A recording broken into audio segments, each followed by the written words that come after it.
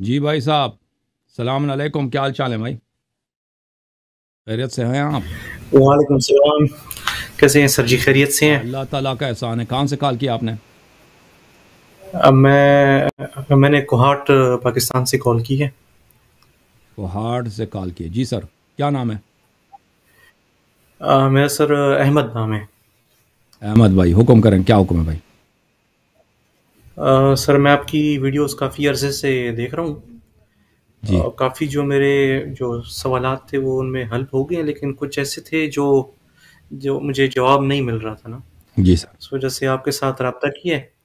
جی تو سب سے پہلے جو میرا جو کوشچن ہے وہ کلمے کے لحاظ سے ہے نا.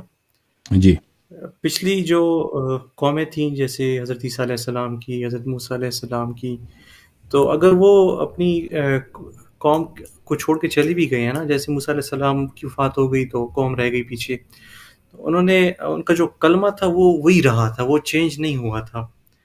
لیکن یہ جو شیعہ مسلک کا جو کلمہ ہے وہ آخر میں تھوڑا سا میں نے اس طرح سنا ہے کہ تھوڑا چینج ہے نا. تو کیا یہ اس طرح جو چینج آیا ہے تو یہ شیعوں نے آپ چینج نہیں کیا، حضرت آپ لوگوں نے ڈراپ علی؟ کیا نا. شیعوں نے چینج نہیں کیا، آپ لوگوں نے ڈراپ کیا بھائی. اچھا ہم. اچھا، یہ جو جب رسول اللہ صلی کلمہ ہے. اللہ علیہ وسلم نے فرمایا من کنت مولا فہذا علی علیہ السلام مولا، جب جی جی پیغمبر صلی اللہ علیہ وسلم نے فرمایا کہ انی تارک فیکم من ان اخذتم به لن تضلوا بعدی ابدا، کتاب اللہ وعترتی اہل بیتی، کہ ہدایت کا ایک ہی طریقہ ہے کہ کتاب اور اہل بیت علیہ السلام کی اتباع کرو. تو لازمی بات ہے اہل بیت علیہ السلام کو پہچاننا اور ان کی اتباع کرنا، یہ نجات کا طریقہ کار ہے. ٹھیک ہے نا، نجات کا طریقہ جی کار. سر اس اب میں آپ لوگ اس کو میرا نہیں مانتے، کوشچن. پیغمبر کی بات کو نہیں مانتے، تو اس میں ہمارا کیا قصور ہے؟ ہم مانتے ہیں. نہیں سر، میں یہ آگے میرا کوشچن وہ پورا نہیں ہوا نا. میں ہم. یہ آپ سے عرض کر رہا ہوں کہ حضرت علی رضی اللہ عنہ کے دور میں بھی کافی غیر مسلم مسلمان ہوئے ہوں گے. اس طرح امام حسن، امام حسین رضی اللہ عنہ کے دور میں بھی کافی غیر مسلم مسلمان ہوئے ہوں گے. تو ان کی ریفرنس سے کوئی بتا سکتے ہیں، کوئی حدیث دکھا سکتے ہیں کہ انہوں نے یہی کلمہ پڑھایا ہو؟ دیکھیں، اسلام کے لیے اب بھی ہے، اسلام کے لیے ہم اب بھی صرف شہادتین. اسلام کے لیے ہمیشہ جو شخص مسلمان بنتا ہے نا، ہم نہیں کہتے مسلمان بننے کے لیے مزید چیزوں کی ضرورت ہے. اگر آپ نے صرف اسلام قبول کرنا ہے تو اس کے لیے شہادتین کافی ہے. لیکن اسلام صرف شہادتین کی بات نہیں ہے.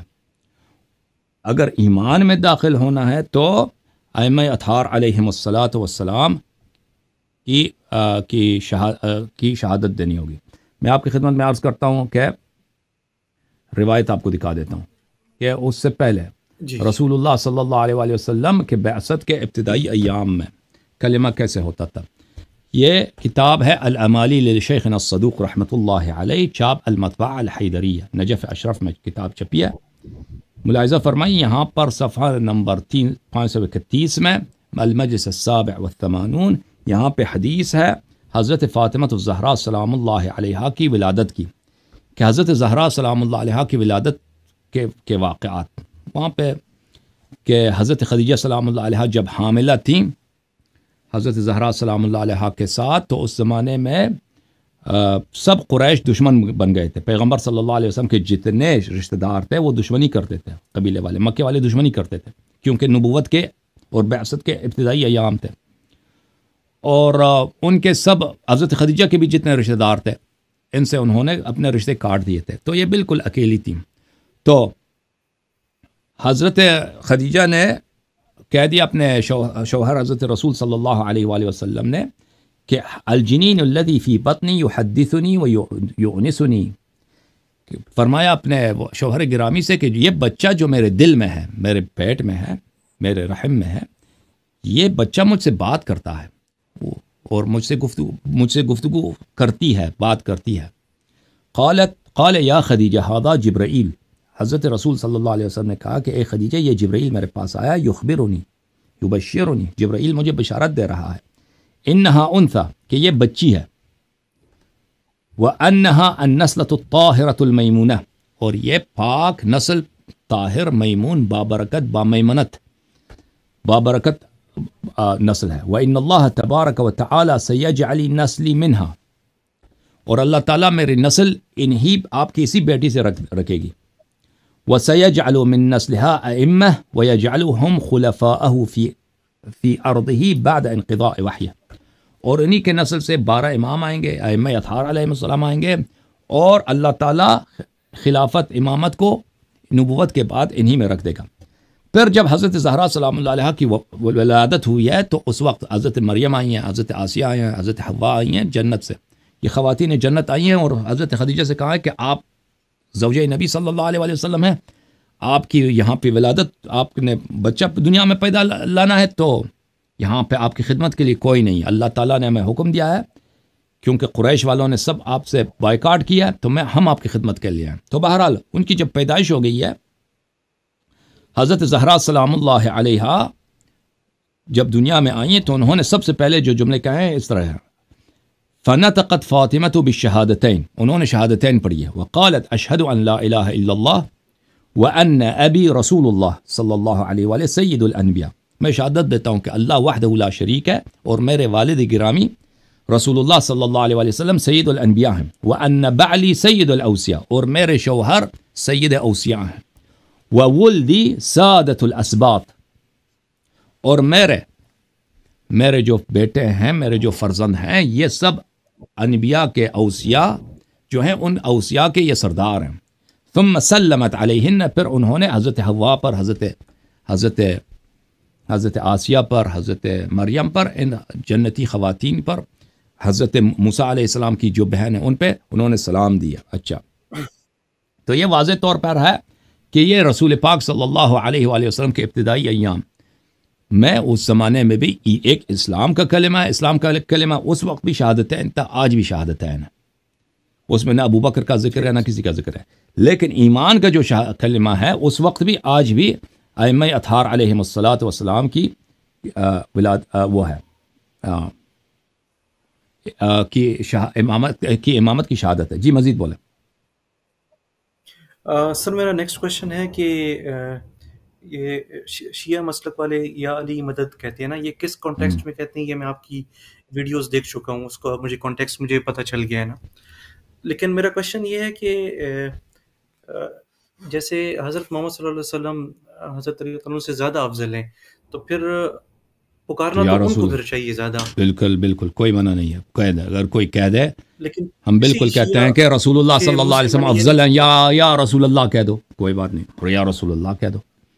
دیکھیں آپ دیکھیں، میں نے کسی شیعہ کے قل ادعوا اللہ او ادعوا الرحمن، دیکھیں کون سا اسم افضل ہے؟ اسم اللہ افضل ہے نا الرحمن کے مقابلے میں۔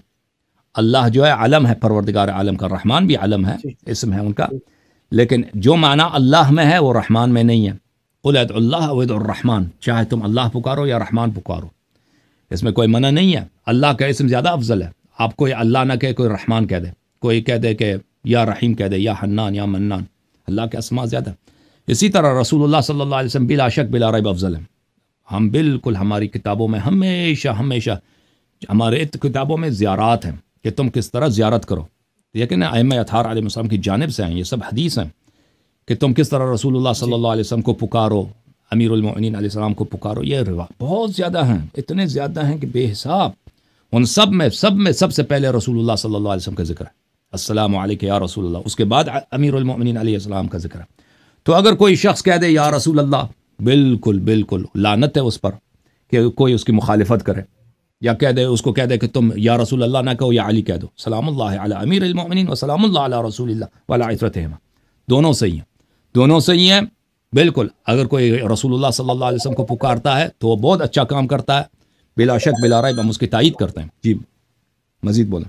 جی اچھا سر، یہ ایک آپ کی ویڈیو میں دیکھ رہا تھا سر، اس میں آپ نے کہا تھا کہ امام کو اپنے سے پہلے زمانے کا اور اپنے بعد والے آنے والے زمانے کا سارا علم ان کے پاس موجود ہوتا ہے نا، یہ صحیح کہہ رہا ہوں سر میں؟ جی تو سر میرا کوشچن یہ تھا کہ رسول اللہ صلی اللہ علیہ وسلم بھی تو بقول آپ کے امام تھے نا، اور یہ جو قرآن میں سر ایک واقعہ آیا ہے کہ کفار نے رسول اللہ صلی اللہ علیہ وسلم سے کچھ سوال کیے تھے، اور رسول اللہ صلی اللہ علیہ وسلم نے وہ انشاءاللہ کا لفظ نہیں یوز کیا تھا، جس کی وجہ سے وہی ڈیلے ہو گئی تھی۔ تو اگر امام کو سب کچھ پہلے اور بعد کا پتہ ہے تو پھر تو ان کو وہ جواب پتہ ہونے چاہیے تھے نا۔ مجھے نہیں معلوم آپ کس واقعے کی طرف ذکر کر رہے ہیں، شاید آپ کے کتب میں، ہمارے کتب میں ایسا شاید نہیں ہے، اگر ہے بھی تو رسول اللہ صلی اللہ علیہ اس میں وسلم کو حکم ہوگا اللہ کی جانب سے کہ تم ابھی جواب نہ دو، وحی کا انتظار کرو، ٹھیک ہے نا. بہت پھر دفعہ یہ ہوتا ہے. اللہ نے ناراضگی کا اظہار اگر بھی کیا تھا کہ آپ نے وہ اس طرح نہیں انشاءاللہ ہمارے نہیں کو کہا تھا. دیکھ میں آپ کی خدمت میں عرض کروں.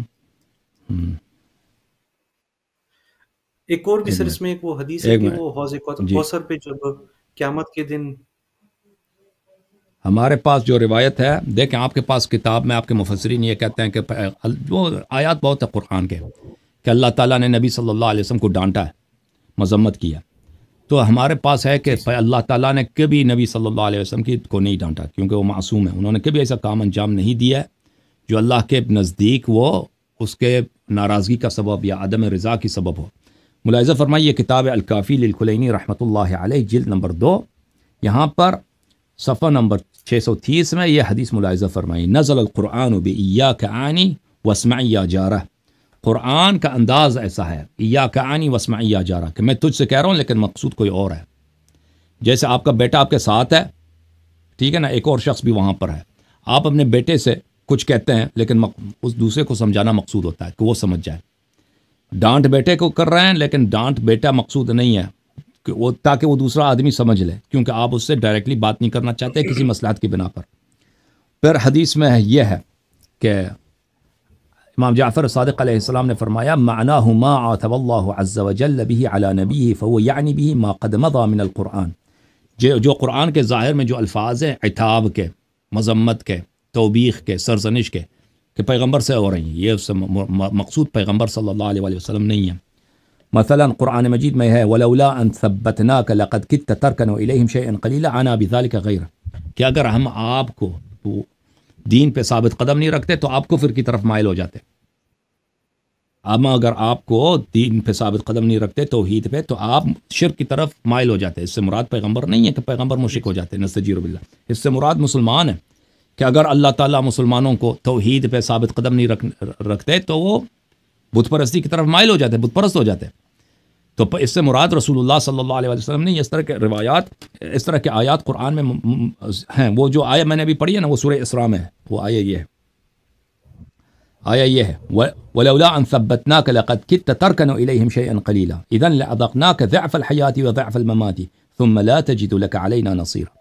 اور اگر ہم آپ کو ثابت قدم نہ رکھتے تو بہت قریب تھا کہ آپ اعتماد کرتے تھے کفار مشرکین پر، ان کی طرف مائل ہو جاتے، اور اس صورت میں ہم آپ کو ضعف الحیات و ضعف الممات، ڈبل دنیا میں ڈبل آخرت میں عذاب دیتے، اور آپ کا کوئی ناصر نہ ہوتا، آپ کا کوئی ہیلپر نہ ہوتا. تو یہ جو ہے نا، یہ آیا ظاہر میں خطاب پیغمبر صلی اللہ علیہ وسلم سے ہے، لیکن یہ حقیقت میں وہ مخاطب نہیں ہے.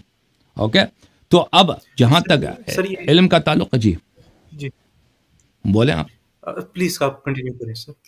علم کا تعلق ہے، دیکھیں رسول اللہ صلی اللہ علیہ وسلم، آپ کے کتب میں کچھ ہوگا، مجھے نہیں معلوم آپ کس حدیث کی طرف اشارہ کر رہے ہیں. ہمارے کتب میں رسول پاک صلی اللہ علیہ وسلم کو بہت ساری باتوں کا پتہ تھی، لیکن اس طرح نہیں تھا کہ ہر بات کا ان کو پتہ تھا. اور امام علیہ السلام کو اس طرح نہیں کہ ہر بات کا پتہ ہوتا ہے. بعض چیزیں ایسی ہیں کہ اللہ تعالیٰ نے ان کا علم ان سے چھپایا ہے کسی مصلحت کے بنا پر، اور بعض ایسی چیزیں ہیں کہ اگر امام ان کو جاننا چاہیں تو، یا پیغمبر اس کو جاننا چاہیں تو جان سکتے ہیں. یعنی ابھی فی الحال ان کو نہیں معلوم، لیکن اگر وہ چاہیں تو اس کو دیکھ سکتے ہیں، اس کو جان سکتے ہیں. اور بعض ایسی چیزیں ہیں کہ وہ اللہ تعالیٰ نے ان کو علم نہیں دیا، بعد میں دیں گے، یا جب ضرورت پڑتی ہے تو رسول صلی اللہ علیہ وسلم کو دے دیں گے اس کا علم. تو جب ہم کہتے ہیں کہ اللہ تعالیٰ نے بہت ساری چیزوں کا علم دیا ہے، بہت ساری چیزوں کا دیا، لیکن اس طرح نہیں کہ ہر چیز کا دنیا میں کوئی چیز نہیں اس کا علم نہیں ہے، اس طرح نہیں ہے. بہت ساری ایسی چیزیں ہیں کہ اللہ تعالیٰ نے ان کا علم ان سے چھپا دیا. میں آپ کی خدمت میں عرض کروں، امیر المؤمنین علیہ السلام کا ایک قول ہے، کہتے ہیں کہ اگر یہ آیا قرآن میں نہ ہوتا یمحو اللہ ما یشاء ویثبت وعندہ ام الکتاب، کہ اللہ چینج کر دیتا ہے مقدروں کو، اور اللہ تعالیٰ ثابت رکھتا ہے مقدروں کو جو جیسے وہ چاہتا ہے، اور اللہ کے پاس ہے لوح محفوظ. تو اگر یہ آیا نہ ہوتا تو میں آپ کو بتا دیتا، دنیا کی ہر چیز جو واقع ہونے والی میں آپ کو بتا دیتا. یہ نہج البلاغہ میں بھی اور دوسری کتب میں بھی یہ حدیث موجود ہے. اچھا مزید بولیں سر. یہ میں یہی پوچھنا چاہ رہا تھا کہ وہ جو امام ہے وہ ان کے پاس الٹیمیٹ نالج ہے یا پھر وہ بھی نالج میں ڈیفیشینٹ ہے نا؟ تو آپ نے اچھا جواب دیا، کیونکہ وہ رسول اللہ صلی اللہ علیہ وسلم کی ایک وہ حدیث دوسری بھی میرے ذہن میں آ گئی ہے کہ حوض کوثر پہ رسول اللہ صلی اللہ علیہ وسلم کو بعض لوگوں کو پانی دینے سے روک دیا جائے گا نا، اور وہ وجہ یہ بتائی جائے گی کہ آپ کے بعد انہوں نے دین میں چینجز کیے تھے. جی جی. تو اس کا مطلب ہے کہ رسول اللہ صلی اللہ علیہ وسلم کو ان چیز کا علم نہیں ہوگا جو چینجز انہوں نے کیے. ہو سکتا ان کو پتہ ہو، وہ حجت دوسروں کو سمجھانے کے لیے کہ بھائی دیکھیں بہت دفعہ سوال جواب ہوتا ہے دوسروں کو سمجھانے کے لیے کہ مثلا پیغمبر صلی اللہ علیہ وسلم کو پتہ ہے کہ یہ لوگ جہنم لے جا رہے ہیں، تو کہتے ہیں یہ تو میرے صحابی تھے، ان کو کیوں جہنم لے کے جائیں گے. ٹھیک ہے، تو ندا آئے گا کہ بھئی ان کو جہنم لے کے جائیں گے اس لیے کہ انہوں نے دین میں چینجز لے کے آئیں. تو استفہام جو ہے نا، سوال و جواب، یہ ہمیشہ اس لیے نہیں ہوتا کہ وہ جو شخص سوال کر رہا ہے اس کو نہیں پتہ. بہت دفعہ استفہام ہوتا ہے دوسروں کو سمجھانے کے لیے. مثلا یہ قرآن مجید میں بھی بہت ہے، میں آپ کو دکھا دوں. مثلا یہ آیا قرآن میں سورہ بقرہ میں اللہ تعالیٰ کی جانب سے ارشاد ہے وَإِذْ قَالَ إِبْرَاهِيمُ رَبِّ أَرِنِي كَيْفَ تُحْيِي الْمَوْتَى. ابراہیم علیہ السلام نے اللہ سے عرض کیا کہ مجھے دکھا دو کہ تو مردوں کو کیسے زندہ کرتا ہے. قال اولم تؤمن، کیا تیرا ایمان نہیں ہے؟ اب اللہ کو تو معلوم ہے نا ابراہیم علیہ السلام مومن ہے یا نہیں، پوچھنے کی کیا ضرورت ہے، اللہ کو تو بالکل معلوم ہے، اس کے دل کا حال جانتا ہے. تو یہ سوال کیوں کیا ہے؟ سوال اس لیے کیا ہے کہ جو سوال ابراہیم علیہ السلام نے کیا ہے، اگر کوئی شخص سن لے نا، اگر یہ ابراہیم کہتا ہے قال بلا ولکن لیطمئن قلبی، جی ہیں مجھے لیکن میرے قلب اطمینان قلب کے لیے. اچھا، ابراہیم علیہ الصلوۃ والسلام کو اگر کوئی سن، اگر یہ کویشچن آنسر نہ ہوتا تو کوئی کہہ لیتا کہ بھائی صرف یہ آیا ہوتا نا کہ ابراہیم نے کہا کہ مجھے دکھا مردہ کیسے زندہ کرتا ہے، تو سننے والا یہ سوچ سکتا تھا کہ شاید ابراہیم کو شک ہے، ابراہیم کو یقین نہیں ہے. ابراہیم علیہ الصلوۃ والسلام شک میں مبتلا ہیں، ان کو تردید ہے، تذبذب میں ہے کہ بھائی اسکیپٹسزم میں مبتلا ہیں کہ بھائی اللہ زندہ کر بھی سکتا ہے، نہیں کر سکتا، ایک دفعہ آدمی مر جائے، خاک مٹی ہو جائے، خاکستر ہو جائے، اس کو کیسے زندہ کر سکتا ہے. تو اس لیے سوال جواب کا فائدہ یہ ہے کہ دوسروں کو پتہ چل جائے. یہاں پہ میں ایک فائدہ آپ کی خدمت میں عرض کروں کہ جماعت مخالفین کہتے ہیں کہ ابراہیم علیہ الصلوۃ والسلام نے کہا لیطمئن قلبی، کہ میرا دل مطمئن ہو، میرا دل مطمئن ہے کہ تو مردہ کو کیسے زندہ کرتا ہے. اہل بیت علیہ السلام کے احادیث میں ہے کہ ابراہیم علیہ السلام کو شروع سے اطمینان تھا، یقین تھا کہ اللہ تعالیٰ مردہ کو زندہ کر لیتا ہے. لیطمئن قلبی اس لیے نہیں ہے، ابراہیم علیہ الصلوۃ والسلام کو پتہ تھا، ان کے علم میں تھا کہ ایک ایسا نبی آئے گا کہ وہ اگر اللہ سے طلب کرے کہ اگر تو پرندوں کو زندہ کر، مردوں کو زندہ کر، تو اس کی دعا اجابت ہوگی اور اللہ تعالیٰ اس کی خواہش پہ وہ مردوں کو زندہ کرے گا. وہ نبی بڑا عالی مقام ہوگا اور وہ نبی کو اتنے فضائل ہوں گے اور وہ اس کی شریعت ہوگی، نوح علیہ السلام کی شریعت وہ نسخ کرے گا. تو ابراہیم علیہ السلام کو یہ علم تھا، اندازہ تھا کہ میں وہی نبی ہوں، میں وہی نبی ہوں. تو اس بات کے لیے کہہ رہا تھا کہ میرا دل مطمئن ہو جائے کہ میں وہی نبی ہوں. اللہ تعالیٰ سے یہ طلب کیا کہ مجھے دکھا تو مردہ زندہ کیسے کرتا ہے، کیونکہ اس کو پتہ تھا کہ ایک ایسا نبی آئے گا جو اللہ سے یہ طلب کرے گا کہ بتا مجھے مردہ کیسے زندہ کرے گا، مجھے دکھا دے. پھر اللہ اس کو دکھائے گا، اور وہ وہی نبی ہے جو خانہ کعبہ کی تعمیر کرے گا، جو اسماعیل اسحاق کا اور انبیاء علیہ السلام کا باپ ہوگا.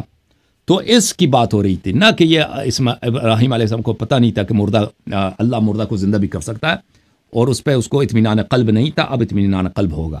ٹھیک ہے نا؟ اچھا، مزید بولیں. جی سر یہ خلافت اور امامت، سر یہ ڈفرینٹ چیزیں ہیں یا ایک ہے؟ کیونکہ جو میرا جو کانسیپٹ ہے وہ آئی تھنک یہ ہے کہ خلافت جو ہے وہ ایک پولیٹیکل پوسٹ ہے، ہو سکتا ہے وہ کوئی ہیڈ آف اسٹیٹ کو ریپرزینٹ کرے، اور امامت جو ہے وہ مومنین کو ریپرزینٹ کرے. تو یہ مختلف استعمالات ہیں میرے بھائی، مختلف استعمالات ہیں نا. جب ہر زبان میں ایک لفظ کے مختلف بولی ہوتے ہیں، مختلف استعمال ہوتے ہیں. انگلش زبان میں، اردو زبان میں مثلا بوٹ کہتے ہیں نا، بوٹ اردو انگلش میں بوٹ کہتے ہیں، جو جوتے ہوتے ہیں بوٹ کہتے ہیں. پھر آپ کہتے ہیں بوٹ ریبوٹ کر دو، کمپیوٹر کو ریبوٹ کر دو. ٹھیک ہے نا؟ یہ مختلف جگہوں پہ بوٹ کے مختلف معنی. اب خلافت جو ہے نا، ایک استعمال یہ ہے اس کا کہ حکومت کو خلافت کہتے تھے پرانے زمانے میں. اب حکومت کو خلافت ہم نہیں بولتے، ہم کہتے ہیں حکومت پاکستان، ہم کہیں گے حکومت ایران. بالکل سر. لیکن ایک زمانہ تھا کہ ہم حکومت کو مسلمان خلافت کہتے تھے، خلافت عثمانی، خلافت فلانی، خلافت فلانی. تو اس کی وجہ یہ تھی کہ جو شخص وہاں پہ جو حاکم اعلیٰ ہوتا تھا اس کو خلیفہ کہتے تھے. خلیفہ، اور وہ خلیفہ اس لیے کہلاتا تھا کہ خلیفہ کے لفظی معنی ہیں جانشین کے، سکسیسر، جانشین، وارث. تو وہ اس کا ادعا یہ تھا کہ میں نبی صلی اللہ علیہ وسلم کا وارث ہوں. جو خلیفہ تھا وہ ذل الہی کہلاتا تھا، اللہ کا سایہ ہے زمین پر، مسلمانوں کا امام ہے. تو وہ کیوں خلیفہ ہے؟ کیوں وہ اس کو میں کیوں خلیفہ نہیں، میں کیوں بادشاہ نہیں؟ نہیں، وہ خلیفہ ہے کیونکہ وہ جانشین ہے پیغمبر کا. تو اصل میں جو لفظی معنی ہے خلافت کے، کیا معنی ہے لفظی معنی ہے خلیفہ کے؟ معنی ہے جانشین. آپ ایک ٹیچر بھی جاتا ہے، اس کی جگہ پہ کوئی اگر دوسرا ٹیچر آ جاتا ہے تو وہ پرانے ٹیچر کا خلیفہ ہے، خلیفہ ہے. ایک ڈرائیور بھی جاتا ہے نا، دوسرا ڈرائیور آتا ہے اس کی جگہ پہ بس ڈرائیو کرتا ہے 2 دن 3 دن کے لیے، اس کا خلیفہ، اس کا جانشین ہے. لفظی معنی ہے یہی ہے، لفظی معنی یہی ہے. لیکن مسلمانوں میں بہت عرصے تک حاکم وقت کو خلیفہ کہتے تھے، نہ اس لیے کہ جو حکمران ہے اس کا معنی ہے خلیفہ، نہیں. خلیفہ کا معنی کیونکہ یہ لوگ لیجیٹیمیسی کے لیے اس چیز کو یوز کرتے تھے کہ میں پیغمبر کا جانشین ہوں، ہماری طاعت اس لیے واجب ہے کہ ہم نبی صلی اللہ علیہ وسلم کے جانشین ہیں، تو اس لیے اس کو خلیفہ کہا جاتا تھا. تو پھر اس کا نتیجہ یہ ہوا کہ حکومت کو مسلمان خلافت کہنے لگے، ٹھیک ہے نا. تو ایک پولیٹیکل پوسٹ بن گیا. لیکن اس کے اصلی معنی جو قرآن و سنت میں ہے خلافت کے، اصلی جو معنی ہیں وہ اس کے لفظی معنوں میں استعمال ہوئے ہیں. نبی کریم صلی اللہ علیہ وسلم کے زمانے میں یہ اصطلاح نہیں تھا جو ابھی جو اصطلاح بنی ہے نا وہ خلافت کے، کیونکہ الفاظ جو ہے تاریخ کے ساتھ بدلتے رہتے ہیں. ابھی ہمارے زمانے میں اب کمپیوٹر ہم یوز کرتے ہیں نا، بہت ساری چیزیں ہیں کمپیوٹر کے اصطلاحات ہیں. یہ کہتے ہیں مثلا ڈسک ہے، مانیٹر ہے، بھائی ماؤس ہے. اب ماؤس جو ہے نا، ماؤس ہے، یہ ماؤس ہے. اب آپ 30 سال پہلے چلے جائیں، ماؤس ماؤس اگر یوز کرتے تھے، ماؤس چوہے کے معنی میں ہے بھائی، چوہا. ماؤس یعنی چوہا، کوئی نہیں کہتا تھا کہ ماؤس یہ ہے چیز ہے بھائی. اب ماؤس کہتے ہیں ماؤس دے دو. ماؤس یعنی ایک آلہ ہے کمپیوٹر کے، یہ اب اصطلاح بنی ہے. تو اب 30 سال پہلے والی کتاب میں آپ ماؤس دیکھیں گے نا، 40 سال پہلے والی، 50 سال پہلے والی 1920s کے کتاب میں، انگریزوں کے زمانے کے کتاب میں دیکھیں، اس میں ماؤس اگر آپ دیکھیں گے تو آپ کو پتہ ہے کہ یہ اس ماؤس کی بات نہیں ہو رہی ہے، یہ چوہے کی بات ہو رہی ہے، ٹھیک ہے نا. تو کیونکہ یہ اصطلاح بعد میں بنی ہے. اب نبی کریم صلی اللہ علیہ وسلم کے زمانے میں، اس زمانے میں خلافت کس معنوں میں استعمال ہوا؟ احادیث میں، قرآن مجید میں لفظی معنوں میں، یعنی جانشینی. تو خلافت کا کیا معنی ہے؟ نبی صلی اللہ علیہ وسلم قائد ہیں مسلمانوں کے، رہنما ہیں، مذہبی رہنما بھی ہیں، سیاسی بھی رہنما ہیں، عسکری بھی رہنما ہیں، ٹیچر بھی ہیں، اور قوانین کو وہ نافذ کرنے والے بھی ہیں. اگر کوئی چوری کرتا ہے اس کا ہاتھ کاٹ دیتے ہیں، امیروں سے وہ زکوٰۃ لیتے ہیں، غریبوں میں بانٹ دیتے ہیں، غنائم آتے ہیں تقسیم کرتے ہیں. تو یہ ساری ذمہ داریاں ان کی، ہیڈ آف سوسائٹی ہیں. اس کا جانشین کون ہوگا؟ اس کا جانشین یہ خلافت کے یہ معنی، ٹھیک ہے نا، خلافت کے یہ معنی. اس کے پیغمبر صلی اللہ علیہ وسلم کے فرائض کون انجام دے گا؟ ٹھیک ہے. امام کا کیا مطلب ہے؟ امام کا مطلب ہے لیڈر.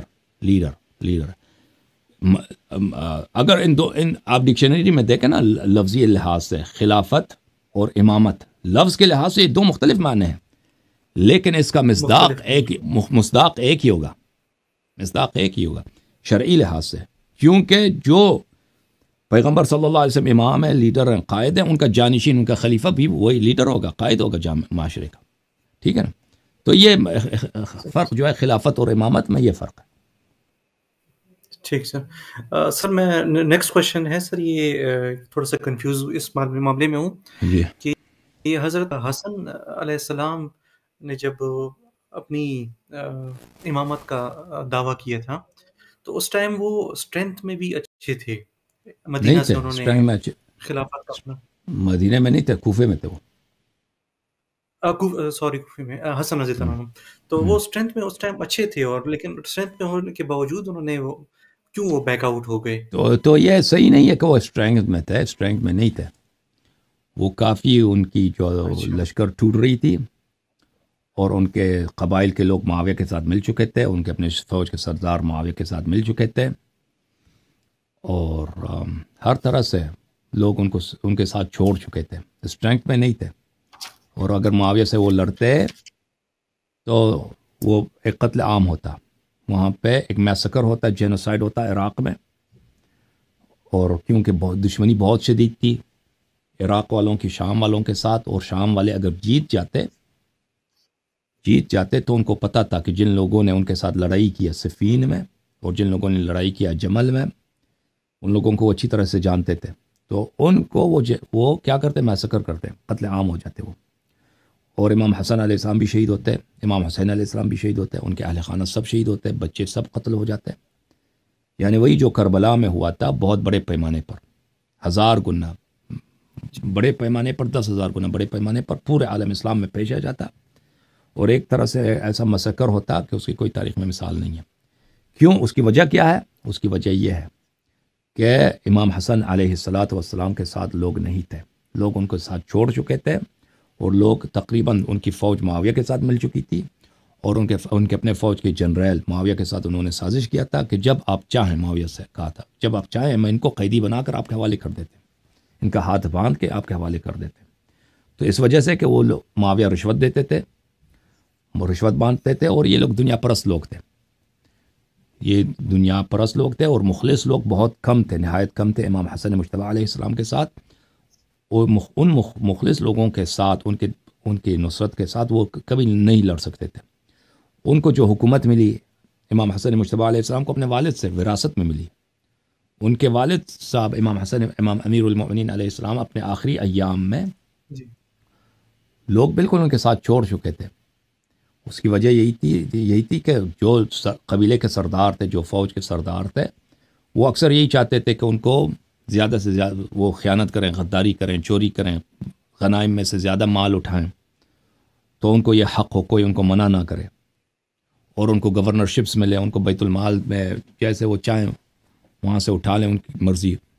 تو امیر المؤمنین علیہ السلام یہ تو کرتے نہیں تھے کہ وہاں پہ قانون کی حکومت تھی کہ ایک فقیر کو اتنا ہی ملے گا جو ایک فوج کے سالار کو ملے گا. اور معاویہ وہاں سے دوسری طرف سے ان کو رشوت دیتا تھا کہ ہمارے ساتھ آ کے ملو. تو اس لیے تو اس کی کہانی کافی لمبی ہے. جی سر. تو یہ آپ کو جو بتایا جاتا ہے کہ امام حسن مجتبی علیہ السلام کا، تو اس کی وجہ نہیں ہے نا، یہ تو بیوقوفی ہے.